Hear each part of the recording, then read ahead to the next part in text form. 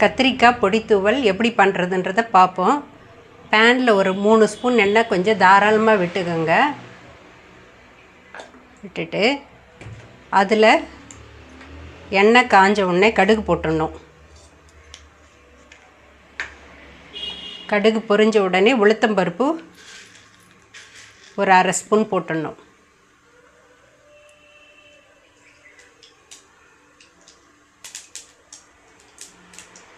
Spoon போட்டுட்டு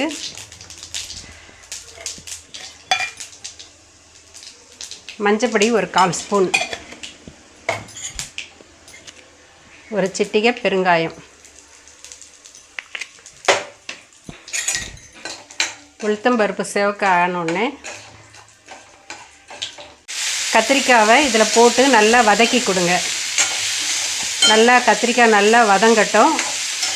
வதங்கின உடனே இதுக்கு ஒரு பொடி தூவணும். இதில் என்ன சேர்த்துருக்கேன்னா 1 கப்பு உளுத்தம்பருப்பு, 1 கப்பு கடலப்பருப்பு, 1 கப்பு தனியா, ஒரு 10 மிளகாய் சேர்ந்து இதை அரைச்சி வச்சுருக்கேன் நான்.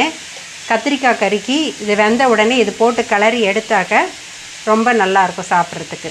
கருவேப்பிலை நீங்கள் எண்ணெயில் கடுகு தாளிக்கும் போதே தாளிச்சிடுங்க. நான் இப்போ போடுறேன். இதுக்கு தேவையான அளவு உப்பு சேர்த்துக்கலாம். கத்திரிக்காய் இப்போ நல்லா வெந்தெடுத்து இப்படி கையில் பார்த்திங்கன்னா நல்லா மசிஞ்செடுத்து இந்த சமயத்தில் நம்ம இந்த பொடியை சேர்த்துடலாம். நான் ஒரு 3 ஸ்பூன் பொடி சேர்த்துருக்கேன். இது காரத்துக்கு இதுதான், வேறு எதுவும் சேர்க்கறதில்ல.